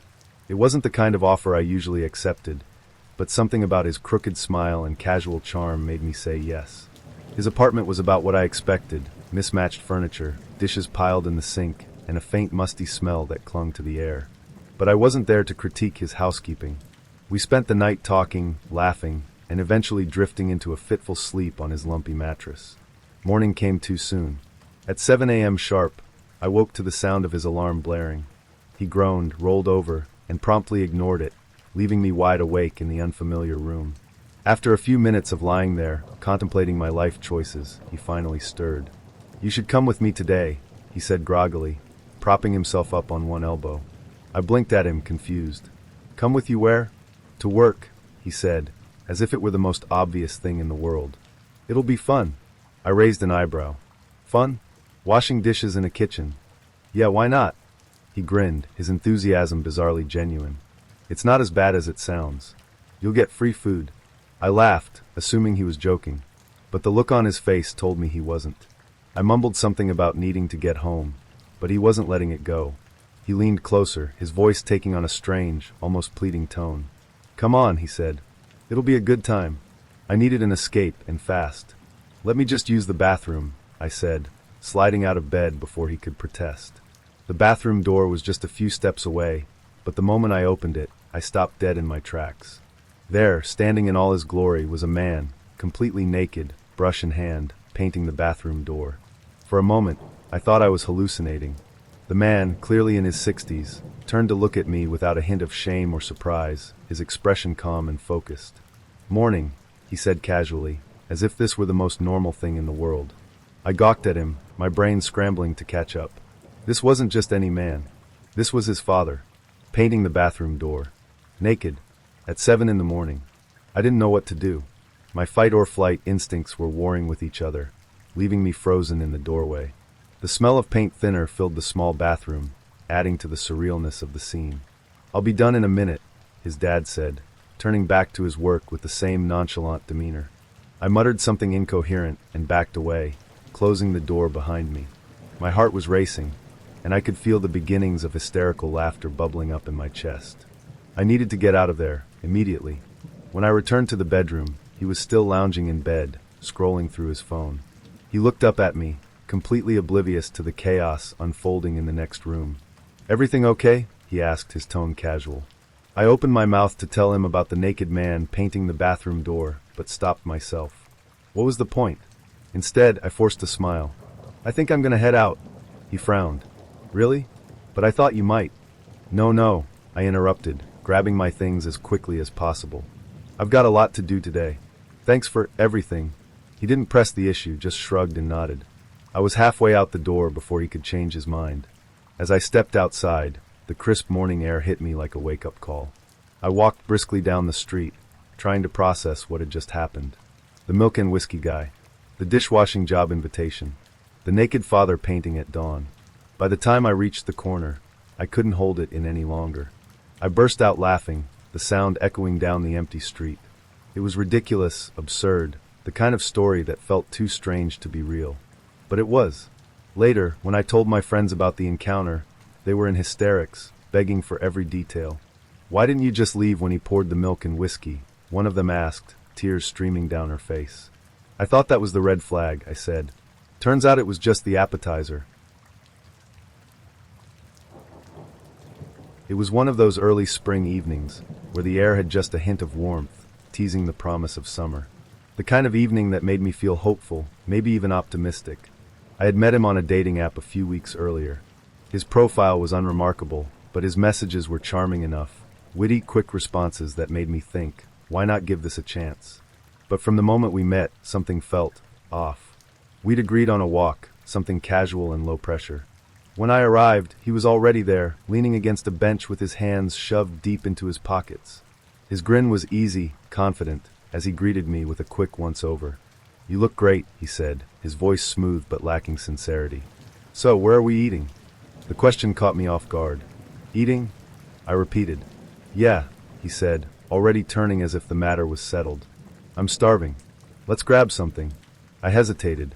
It wasn't that I minded grabbing a bite, but the assumption grated on me. Still, I brushed it off. Maybe he was nervous, or maybe he'd misread the vibe of our plans. Either way, I figured I'd go along with it, for now. We found a small cafe, the kind with cozy booths and menus that tried too hard to be fancy. As we sat down, he didn't bother opening his menu. Instead, he scanned mine over my shoulder, pointing out the most expensive options. "Go ahead," he said, grinning. "You can get me the steak." I froze, unsure if I'd heard him correctly. "Excuse me? I didn't bring any money," he said, his tone casual, as if this were a completely normal thing to admit. "But don't worry, I'll pay you back later." I stared at him, the first stirrings of annoyance bubbling in my chest. This wasn't some spur-of-the-moment situation where he'd forgotten his wallet. He'd planned this, deliberately, but against my better judgment, I nodded. The waiter came, and he ordered the steak, medium rare, with an expensive cocktail to match. I stuck to something simple, my appetite waning under the weight of my irritation. The meal was awkward. He talked endlessly, mostly about himself, barely stopping to ask me a single question. When the food arrived, he barely acknowledged my presence, too busy devouring his steak with the enthusiasm of someone who hadn't eaten in days. When the check came, he leaned back in his chair, arms crossed, waiting for me to pick it up. I paid without a word, my frustration simmering just below the surface. I told myself I'd end the night soon, make up some excuse to leave. But then he dropped the next bombshell. "Can you lend me 20 euros? He asked as we stepped outside, his tone so casual it made my head spin. "What?" I said, stopping in my tracks. "Why?" "I've got a few things I need to pick up tomorrow," he said, shrugging. "I'll pay you back. Promise." I should have said no. Every instinct in my body was screaming at me to walk away, to cut my losses and never look back. But instead, I sighed and handed over the money, more out of disbelief than anything else. "Thanks," he said, slipping the bill into his pocket without so much as a thank you. "You're really generous, you know that?" By this point, I was done. I just wanted to go home, crawl into bed, and pretend this date had never happened. But, of course, it wasn't that simple. As we walked toward the nearest bus stop, he glanced at me again. "You wouldn't happen to have bus fare, would you?" he asked. I stopped dead in my tracks, staring at him in disbelief. "Are you serious?" "Come on," he said, grinning like this was all some big joke. "It's not like I'm asking for much." I bit back a sharp retort, shaking my head. "I'm getting a taxi," I said firmly. "It'll pass your house. I'll drop you off." What happened next took this nightmare of a date to a whole new level. He stopped walking, his face suddenly serious. "Why do you want to know where I live?" I blinked at him, completely thrown. "What? Is that your plan?" he asked, his voice rising.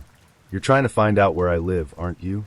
The accusation hit me like a slap, leaving me momentarily speechless. "Are you kidding me?" I said finally, my voice sharp. "I'm offering to help you get home." "That's it." He crossed his arms, his expression skeptical. "Seems suspicious," he muttered. At that moment, I realized I wasn't dealing with someone who was merely inconsiderate or thoughtless. This was something else entirely: paranoia, entitlement, maybe even a touch of delusion. Whatever it was, I wanted no part of it. "You know what?" I said, taking a step back. "Forget it. Find your own way home." Without waiting for his response, I turned and walked away, my heart pounding with a mix of anger and relief. Behind me, I heard him call out, but I didn't stop. I didn't even look back. The taxi ride home was blissfully quiet, the soft hum of the engine soothing my frayed nerves. As I stared out the window, watching the city lights blur into streaks of gold, I felt a strange mix of emotions: relief, disbelief, and a simmering anger at myself for letting the date go on as long as it had. The next day, when I recounted the story to a friend, she couldn't stop laughing. "You actually gave him 20 euros, she said, doubling over. "What were you thinking?" "I wasn't," I admitted. "But hey, at least I've got a story." But when I matched with Ryan on Tinder a few years ago, it felt like I'd struck gold. He was handsome in a way that made you do a double take, sharp jawline, piercing blue eyes, and a smile that could probably sell you anything. More than that, he was funny and charming. The kind of guy who had you checking your phone constantly, grinning at every notification. When he asked me out, I didn't hesitate. "We'll grab food," he said. Simple, straightforward, low pressure. Perfect. On the day of the date, he even drove an hour to pick me up. I remember seeing him step out of the car, and he was even more striking in person. His confidence was magnetic, and as we drove, the conversation flowed effortlessly. I found myself thinking, wow, he's the real deal. That optimism lasted until he mentioned a barbecue. "It's just a quick stop," he said casually, flashing me a smile. "Some of my friends are having a barbecue. You don't mind, do you?" I hesitated. Meeting someone's friends on a first date wasn't exactly what I'd signed up for, but I didn't want to seem uptight. "Sure," I said, trying to sound breezy. "A quick stop sounds fine." As we pulled up to a large, beautiful house, my unease grew. The driveway was packed with cars, and the sound of music and laughter spilled out into the street. "This doesn't look like just a few friends," I said, glancing at him. He laughed. "Yeah, it's my sister's engagement party." I stared at him, stunned. "You're taking me to a family event? On our first date? It'll be fun," he said, already getting out of the car. Before I could protest, he was at my door, gesturing for me to follow. The moment we stepped inside, I realized I was in way over my head. The house was packed, people milling about in every room, drinks in hand, laughter echoing off the walls.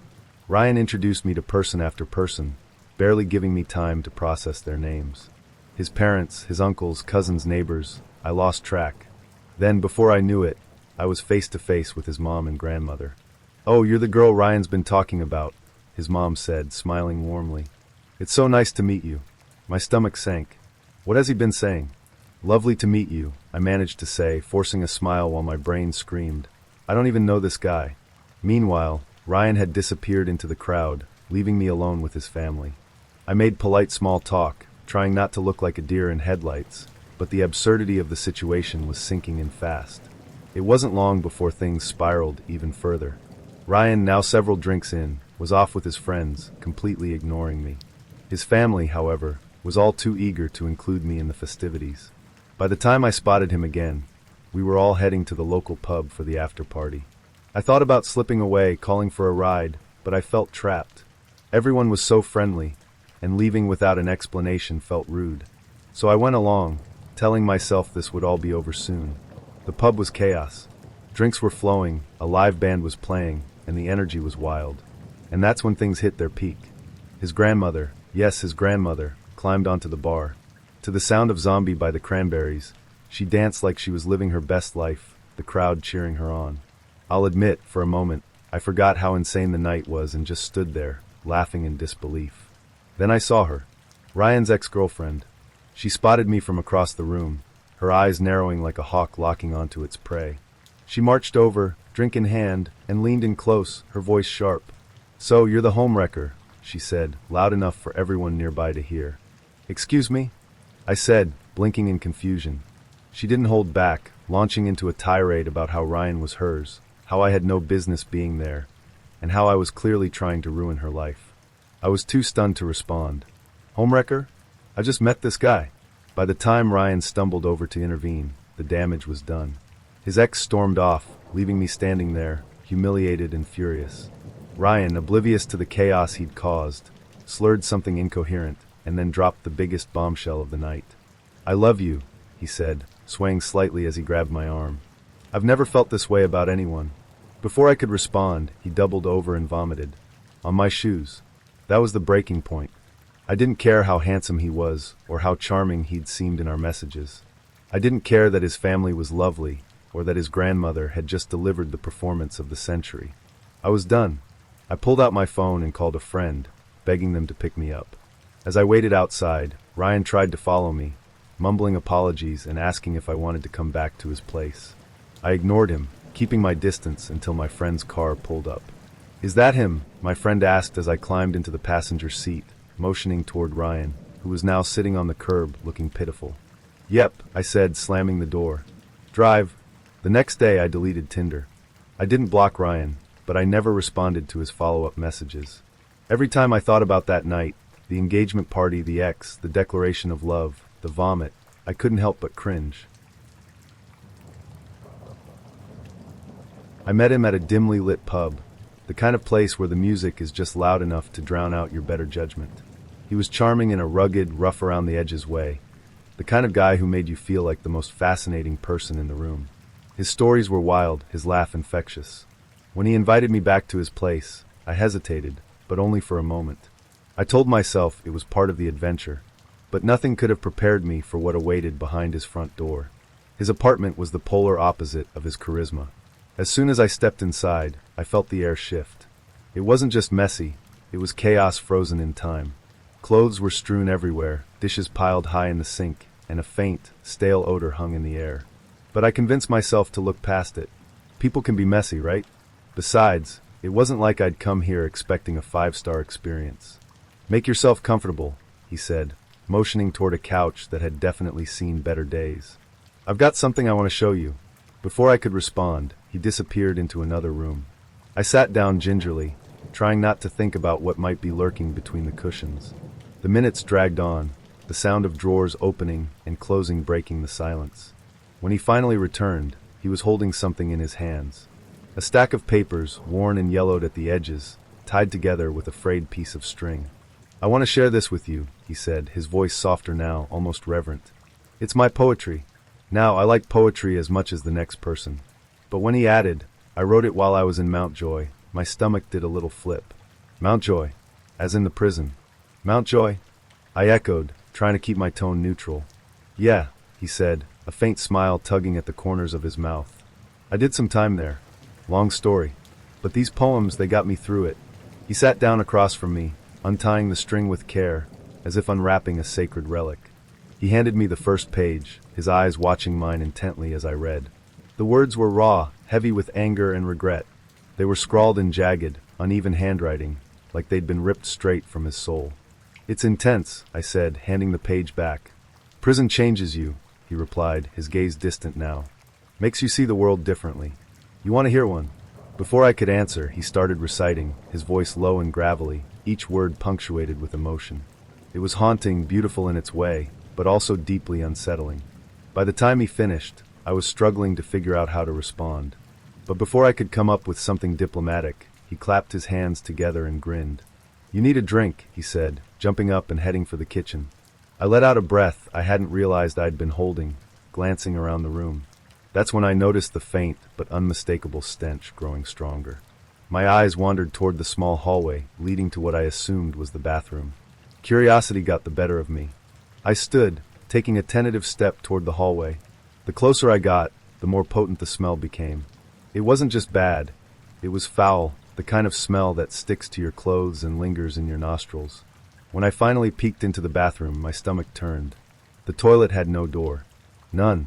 Just an open, doorless frame leading into a space that could generously be described as a health hazard. And on the wall, God help me, there was something smeared there.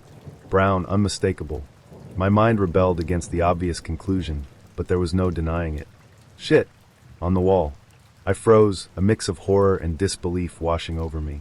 This wasn't just a messy apartment. This was a nightmare. "What do you think?" His voice called from the other room, startling me. "The poetry, I mean." I turned back toward the living room, trying to keep my voice steady. "It's unique," I managed to say, my throat dry. "Really powerful." He appeared in the hallway, holding two mismatched glasses filled with some unidentifiable liquid. He noticed where I was standing, his expression shifting slightly. "Oh yeah," he said, rubbing the back of his neck. "Meant to get that fixed." "Fixed? Fixed? That wasn't something you fix. That was something you burned, cleansed, and exorcised." I realized then and there that I needed to leave. Immediately. I just remembered. "I've got an early morning tomorrow," I blurted out, edging toward the door. "I should probably get going." He looked disappointed, but didn't argue. "All right," he said, handing me one of the glasses anyway. "At least have a sip before you go." I didn't. Instead, I set the glass down on the nearest surface, muttered a quick thanks for the poetry, and bolted out the door before he could say anything else. The moment I stepped outside, the fresh air hit me like a blessing. As I walked home, the absurdity of the night started to sink in. The prison poetry, the toilet without a door, the wall. It was almost too much to process. By the time I reached my apartment, I was laughing, partly out of relief, partly out of disbelief. We matched online, exchanged a few messages, and quickly realized we had a great rapport. He was funny, clever, and refreshingly attentive. He said he lived in a town not far from mine, which made meeting up a breeze. After a couple of phone calls that lasted into the early hours of the morning, I found myself genuinely excited. He seemed normal. When he suggested dinner for our first date, I eagerly agreed. The plan was simple: meet at a cozy little restaurant, have a nice meal, and see if the chemistry we'd built online translated to the real world. I should have known it was too good to be true. The first red flag was waiting for me at the restaurant door. He looked different from his photos, not just a little older or a few pounds heavier, but almost unrecognizable. I'm not one to judge too harshly. Online photos can be deceiving. But this wasn't a case of bad lighting or strategic angles. He looked like he'd aged a decade since the pictures were taken. His nervous smile didn't help, and I felt a flicker of unease. Still, I told myself to stay open-minded. After all, I'd come this far. What was the harm in giving him a chance? I wish I'd turned around and left. We hadn't even ordered drinks before the conversation took a hard left turn into Crazy Town. "I like you," he said, leaning forward across the table, his voice low and deliberate. His eyes bore into mine with an intensity that made me instinctively lean back. "We should have a baby." I blinked, certain I'd misheard him. "I'm sorry, what?" "You heard me," he said, completely unfazed by my reaction. "Are you ovulating?" For a second, I thought this had to be a joke, some bizarre attempt at humor gone horribly wrong. But there was no laughter in his expression, no trace of levity. He was deadly serious. I froze, my mind racing. How do you even respond to something like that? I forced a strained laugh, hoping to defuse the tension. That's not really first date conversation." But he didn't back down. "Why not? It's important to be upfront about these things." I felt my stomach twist as a wave of panic set in. This wasn't just awkward, it was alarming. I needed to leave. Fast. "I think this isn't going to work out," I said, pushing back my chair and reaching for my bag. "Wait, where are you going?" he asked, standing up as I did. His tone wasn't angry, but there was an unsettling edge of desperation in his voice.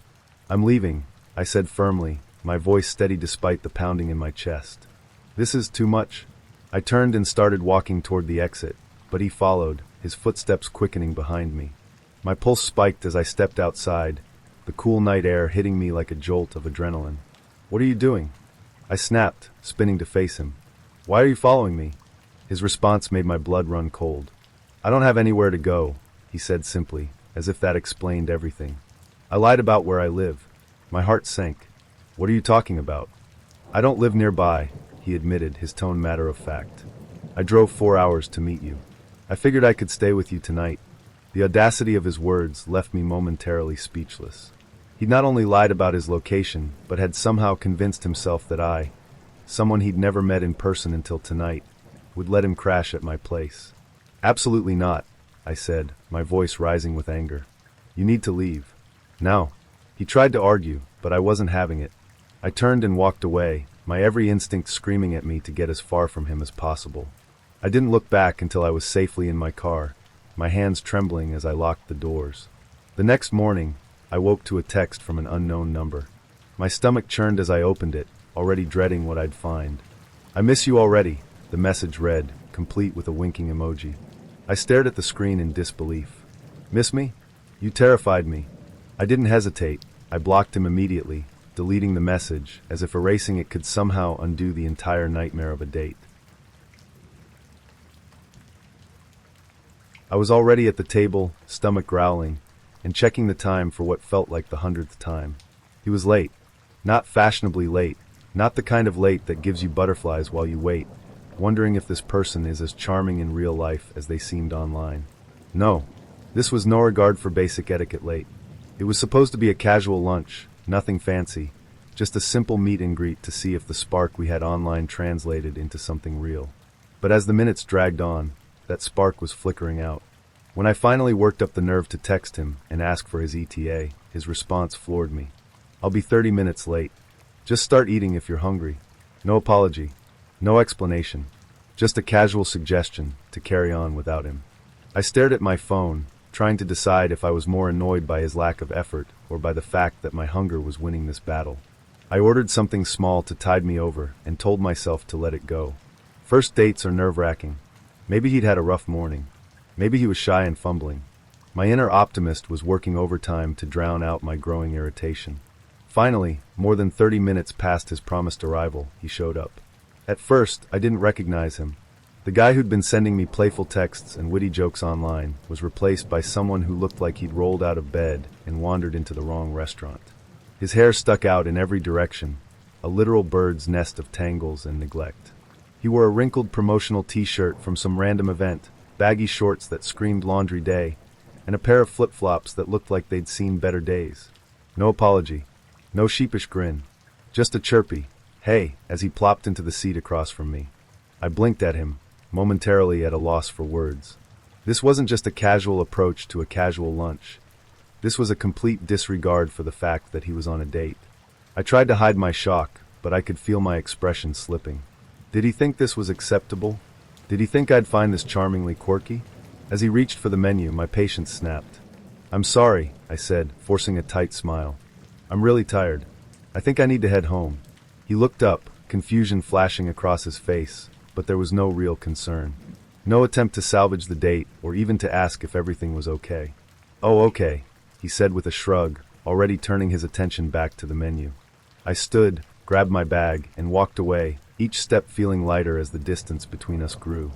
The cool air outside was a welcome relief, and as I put more and more space between myself and that disastrous date, the absurdity of the situation began to sink in.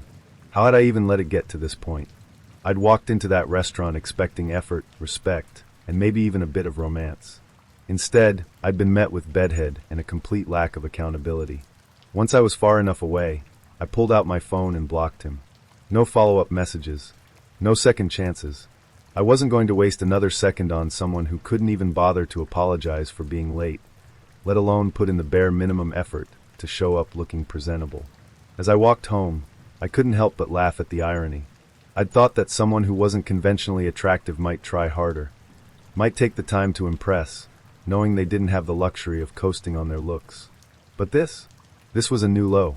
I replayed the scene in my head, from his nonchalant arrival to his oblivious attitude. For a moment, I wondered if I'd overreacted. Was I being too harsh? Too judgmental? But no, this wasn't about appearances. It was about respect, and he hadn't shown any. Not for me, not for the date, not even for himself. When I got home, I kicked off my shoes, sank onto the couch, and let out a deep breath. The frustration I'd felt earlier was already fading, replaced by a strange sense of relief. I'd dodged a bullet. This wasn't a loss, it was a win. I opened my phone, scrolled through my messages, and deleted our entire chat history. As I watched the conversation disappear, I felt a surge of empowerment. One bad date didn't define me, and it certainly didn't mean I had to lower my standards. The lesson was clear: never settle for someone who makes you feel like you're an afterthought. Because if they can't even bother to try on the first date, what hope is there for the future? It's funny now looking back. The absurdity of it all has turned the frustration into something I can laugh about. But at the time, it was a wake-up call, a reminder to value myself and to never let anyone treat me as though I'm not worth the effort. I wasn't looking for anything serious. A simple coffee date, a chance to meet someone new, maybe even spark a connection. That's all I wanted when I met her. Let's call her Emma. We'd exchanged a few messages online, nothing too intense, but enough to convince me she was worth meeting in person.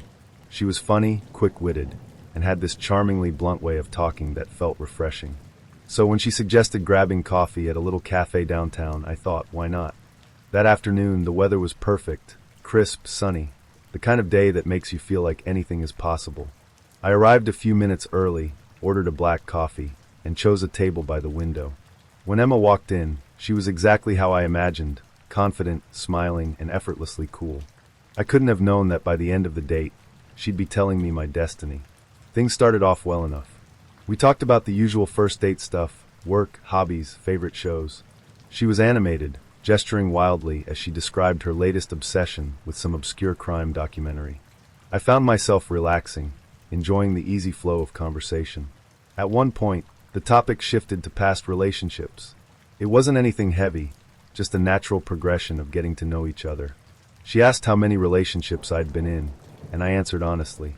"Just one," I said, taking a sip of coffee. "It lasted 7 years." Her eyes widened slightly, and she leaned forward, resting her chin on her hand. 7 years? That's a long time. "Yeah," I said, shrugging. "We were together through most of my 20s. It didn't work out in the end, but we stayed on good terms. She's a great person." Emma nodded thoughtfully, her expression unreadable. I didn't think much of it at the time, chalking it up to curiosity.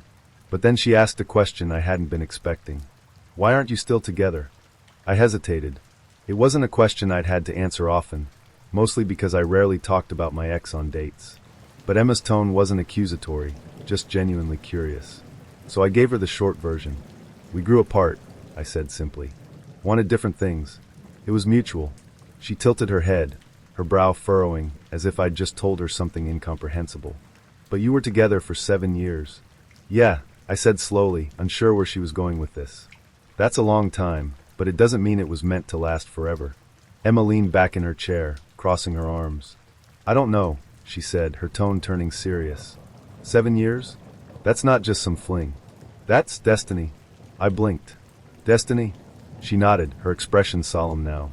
You don't spend 7 years with someone unless they're your soulmate. You need to get back together with her. For a moment, I thought she was joking. I even let out a nervous laugh, waiting for her to crack a smile or say, just kidding. But she didn't. She just stared at me, her eyes wide with conviction. Emma, I said, setting my coffee cup down, I don't think you understand. We broke up for a reason. It's been a couple of years. She's moved on.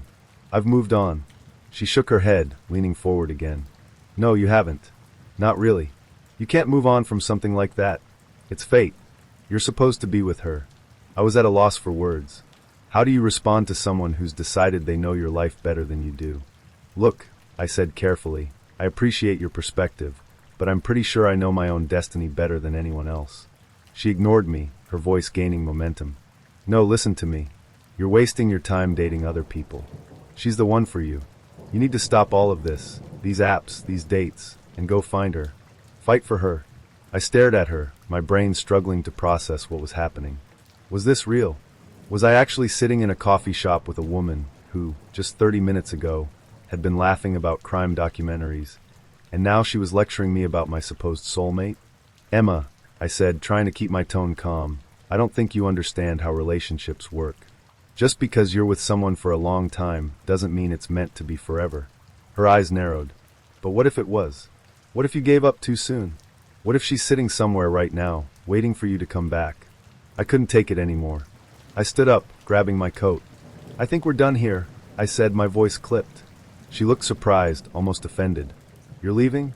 Yes, I said firmly. Because this isn't a conversation, it's a lecture. And frankly, I don't need a stranger telling me who I'm supposed to love. As I walked out of the cafe, my head was spinning. What had just happened? How had a simple coffee date turned into an impromptu intervention? The audacity of it all was staggering. By the time I got home, I was still replaying the conversation in my mind.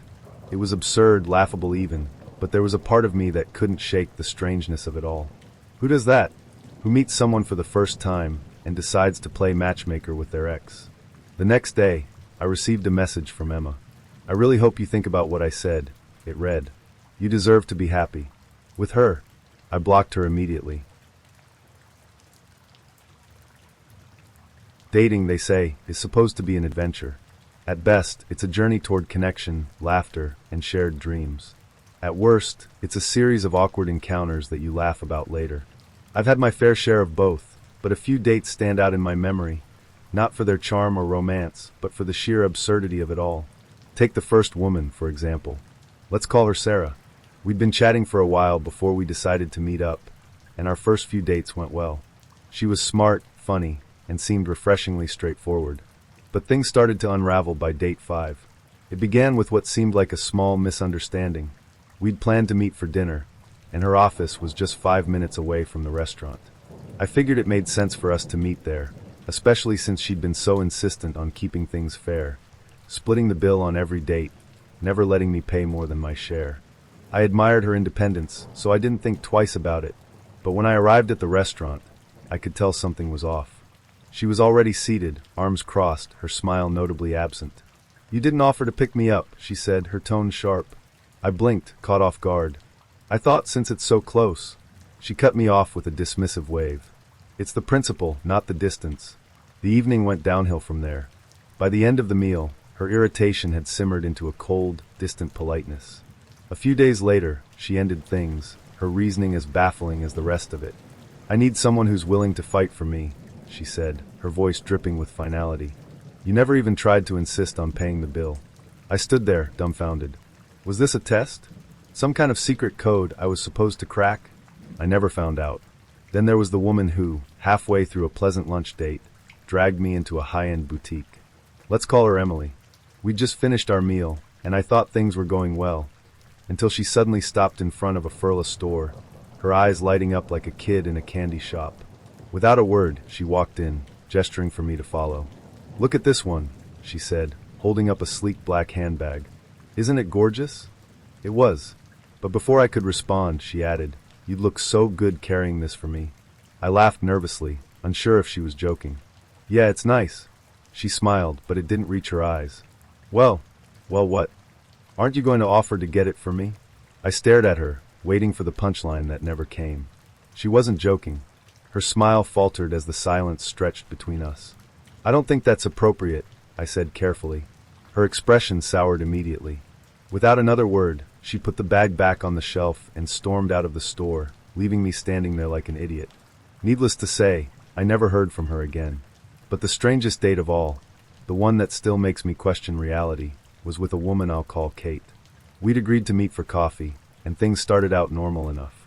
She was warm, engaging, and had a sharp wit that I found refreshing. But then, out of nowhere, she dropped a bombshell. So let's talk about kinks, she said, her tone casual, as if she were suggesting we discuss our favorite movies. I nearly choked on my coffee. Kinks? I repeated, caught completely off guard. Yeah, she said, leaning in with an eager glint in her eye. I think it's important to be upfront about these things. For example, I like being slapped. I stared at her, unsure if I'd misheard. Slapped? Full force, she clarified. Across the face. My mind scrambled for an appropriate response. Was this a test? Some kind of icebreaker I didn't understand? But she wasn't finished. My dad used to do it, she said matter-of-factly, and I guess it kind of stuck with me. The air left the room. My coffee cup hovered mid-air as I tried to process what she'd just said. Was she being serious? Was this a joke? Or some twisted attempt at vulnerability? I don't think I can relate to that, I managed to say, my voice shaking slightly. She shrugged, completely unbothered. Fair enough. But hey, at least I'm honest. I sat there, stunned, unsure if I was part of some elaborate prank, or if this was genuinely her idea of first date conversation. To this day, I still don't know. My first foray into Tinder was supposed to be a simple, low-stakes evening. It was about 6 years ago, and I figured it was time to give online dating a shot. Swipe, chat, meet, repeat. That was the idea. What could possibly go wrong? I matched with a woman who seemed decent. Her photos were nice, her profile was engaging, and our chats were light-hearted and fun.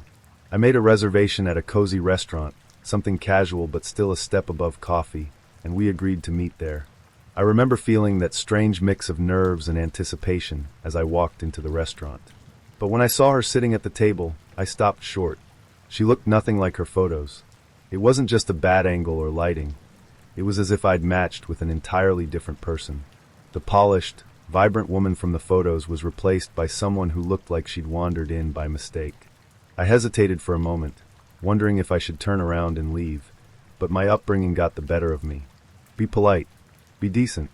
Everyone deserves a chance, right? I plastered on a smile and joined her at the table, determined to make the best of it. Maybe her personality would shine through. Maybe there was a reason she'd chosen such wildly misleading pictures. The waiter came, drinks were ordered, and soon we were making the usual first date small talk. But then the conversation took a turn. So, she said, swirling her wine glass, why are you on Tinder? I gave the standard answer about wanting to meet new people, hoping to find someone special, and asked her the same question. Her response was something else.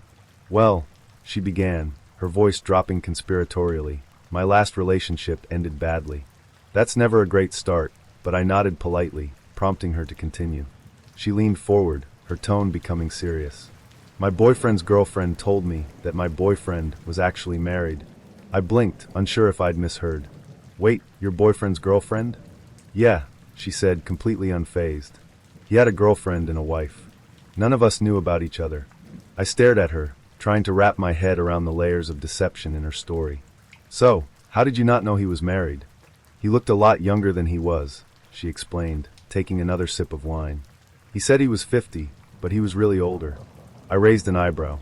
How much older?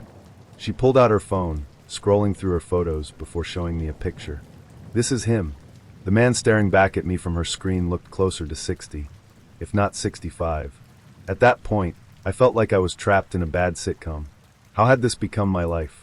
I'd walked into this evening expecting an ordinary first date, and now I was dissecting the double life of a man who had somehow juggled a wife, a girlfriend, and another girlfriend. I decided I'd had enough. Listen, I said gently, I really appreciate the date, but I don't think we're a match. I wish you all the best, but I think it's better if we go our separate ways." She looked surprised but didn't argue. I paid the bill, thanked her for her time, and excused myself. Relief washed over me as I stepped outside and called for a grab to take me home. But as I waited for the car, I noticed her standing next to me. I turned to her, confused. "What are you doing?" She shrugged, as if it were the most natural thing in the world. "So, where are we going?" I stared at her, trying to keep my voice calm. "I'm going to my home, and you're going to your home," I said, using my hands to gesture in opposite directions. She didn't say anything, just stood there watching me as I got into the car and left. I thought that was the end of it. The next morning, I was jolted out of bed by the sound of my doorbell ringing. Groggy and disoriented, I checked the video feed connected to my intercom, and my heart sank. It was her. She stood outside my door, shouting up at the camera, "Why haven't you texted me back? I thought we had a good time. Why are you ghosting me?" I rubbed my temples, trying to process what was happening. "I told you last night we weren't seeing each other again," I said into the intercom, my voice sharper than I intended. Her expression crumpled. "But why? I thought we had a connection." At this point, my patience had run out. "We didn't," I said bluntly. "Please leave." She started crying, loud, dramatic sobs that echoed through the quiet morning. I turned off the intercom, unwilling to engage any further. I watched through the video feed as she stood there for a while, sniffling and wiping her eyes, before finally walking away. For weeks, I kept expecting her to show up again. I considered changing my address, but since I used my home as my office, it wasn't a practical option. Fortunately, she never came back. 2 months later, I swiped right on someone new. This time, the experience was completely different. There were no misleading photos, no bizarre stories, no uninvited visits to my front door. Just genuine conversation, mutual respect, and the beginnings of something real. That woman is now my wife. I met her on a balmy October evening in 2023, the kind of night where the city felt alive with possibility. She was charming, smart, and quick with her wit, a rare combination. After days of chatting, I decided to take her to 28 HK Street, a spot known for its intimate vibe and craft cocktails. It felt like the perfect place to kick off what I hoped could be something meaningful. From the moment she walked in, I could feel the chemistry. The conversation flowed effortlessly, full of laughter and the kind of banter that makes you forget the world outside. We talked about everything: our favorite books, wild travel stories, and even the strangest pizza toppings we'd ever tried. By the end of the night, it was clear we had something special. As we hugged goodbye, I found myself genuinely excited. I didn't just like her, I could see potential. I started making plans in my head: pizza-making classes, a board game night, maybe even a weekend hike. When she said she couldn't wait to see me again, I believed her. The next morning, I woke up smiling, already drafting a text to check in. But when I sent it, there was no reply. Hours turned into days, and still nothing. My excitement turned into confusion, then into a sinking realization. I'd been ghosted. I tried to rationalize it. Maybe she was busy. Maybe something had come up. But deep down, I knew the truth. She wasn't interested. It stung, but I told myself I'd done my part. I'd put myself out there, and if she didn't see the value in that, it was her loss. So I moved on. Or at least, I tried to. On the 4th day, just when I thought I'd finally put the whole thing behind me, my phone buzzed with a message from her. "Hey, I owe you an explanation," it began. Curiosity got the better of me, and I opened the message. What followed was a confession that turned my confusion into outright disbelief.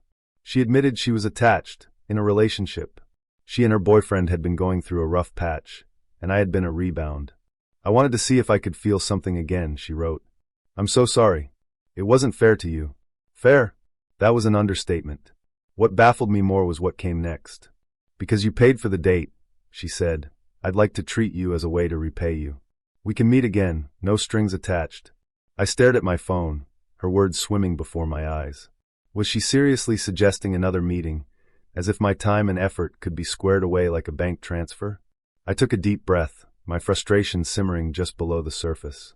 I told her I appreciated the gesture, but that it was better to end things here. I was upset, and I wasn't going to pretend otherwise. She apologized profusely, her words dripping with regret.